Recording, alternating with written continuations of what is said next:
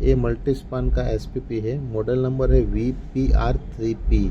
तो अभी मैं जो भी डिस्कशन करूँगा पैरामीटर सेटिंग का, वो सिर्फ ये मॉडल के लिए ही वैलिड है।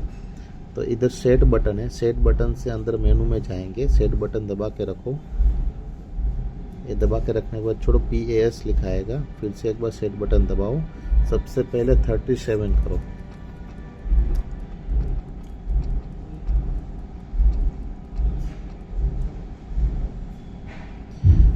एंटर करो, सेट यानी कि enter. PDL power on delay time, यानी कि आपका हेल्दी कंडीशन है, पहली बार पावर ऑन हुआ और सारा इनपुट वोल्टेज हेल्दी है, कोई अंडर वोल्टेज नहीं है, कोई ओवर वोल्टेज नहीं है, कोई अपना फेज लॉस नहीं है। तो कितने सेकंड के बाद ऑन करना है उसके लिए है। तो ये एंटर करो। ये हम बाय डिफ़ॉल्ट 10 सेकंड रखते हैं। अगर कुछ अप डाउन करना है तो ये अप डाउन से आप टाइमिंग प्लस माइनस कर सकते हो। अभी सेट बटन दबाओ। ट्रिप डिले टाइम, यानी कि हेल्दी कंडीशन में से कोई अनहेल्दी कंडीशन में सप्लाई जाता है, जैसे कि फेज लॉस होना, अंडर वोल्टेज होना, ओवर वोल्टेज होना, और हाइड्रोलिक के लिए फेज रिवर्स होना। ओके, तो इस केस में आपका ट्रिप डिले टाइम है, यानी कि अपना पैनल कब बंद करना है। तो कोई भी अनहेल्दी कंडीशन में हमको पैनल तुरंत ट्रिप करने को रहता है, तो TDL में 1 सेट करो।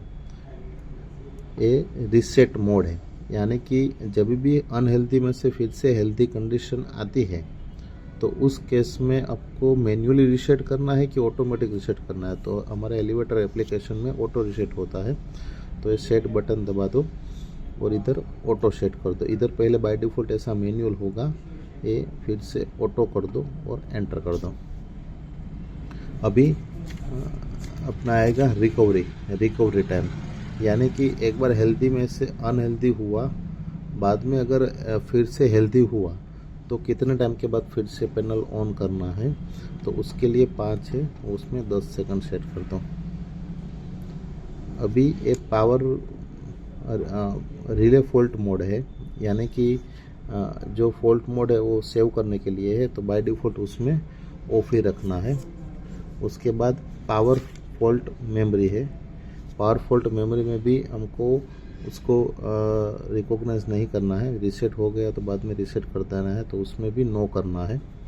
अभी हमारा ये जो है ये 3 फेज 3 वायर सिस्टम है, हम न्यूट्रल यूज़ नहीं करते हैं, तो उसके लिए 3P3 मोड है। अगर इधर न्यूट्रल यूज़ करते हैं तो 3P4 आएगा, अगर न्यूट्रल यूज़ नहीं करते हैं तो 3P3 आएगा, और एंटर करो।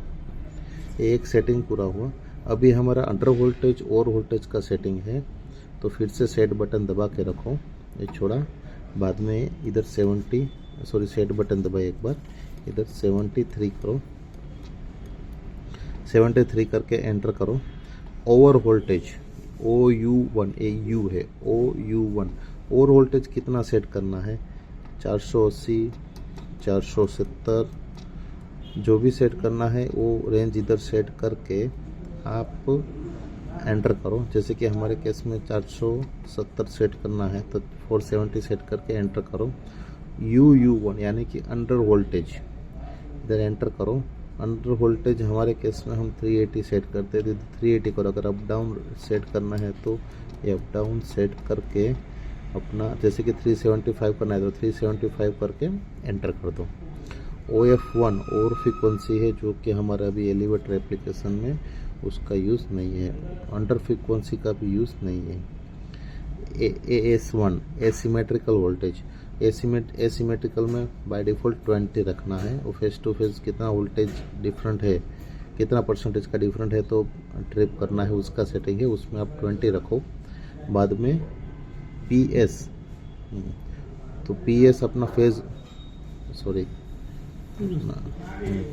ओके, अपना अभी दूसरा एक मोड आएगा, इसमें अपना सेट बटन दबा के रखना है और 11 करना है।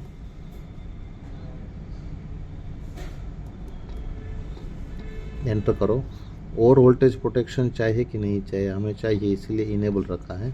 उसके बाद अंडर वोल्टेज प्रोटेक्शन चाहिए कि नहीं, हमें चाहिए, तो हमने इनेबल रखा है। उसके बाद और फ्रीक्वेंसी प्रोटेक्शन चाहिए, इनेबल रखते हैं हम। अंडर फ्रीक्वेंसी को भी इनेबल रखते हैं। और AS यानी कि एसिमेट्री, वो भी हम इनेबल रखते हैं। और फेज फेज लॉस यानी कि कोई भी फेज लॉस होने पे पैनल बंद करना है, यस, तो हम उसको इनेबल रखते हैं, बराबर। और एक फेज सीक्वेंस, अगर V3F लगा है पैनल में तो फेज सीक्वेंस को डिसेबल रखना है। अगर V3F नहीं है, कॉन्टेक्टर वाला पैनल है या हाइड्रोलिक वाला पैनल है, तो इधर इनेबल करना है और सेट बटन दबाइए, तो ये आपका सेट हो गया। ये पेन एक बार ऑफ कर दो, ऑफ करने के बाद ऑन करो। ये जो L1, L2, L3 है, ये तीनों फेज का इंडिकेशन है, ओके। और जो R1, R2 है वो 2 रिले का इंडिकेशन है।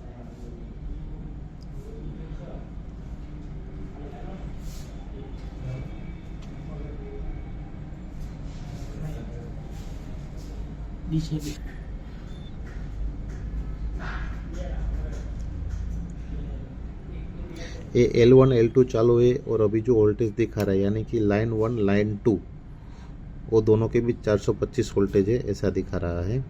R1, R2 चालू यानी कि दोनों रिले चालू है, इधर कॉमन एनो, ऐसा 2 रिले आउटपुट है, तो दोनों रिले चालू है, इसीलिए इधर R1, R2 दिखाया है।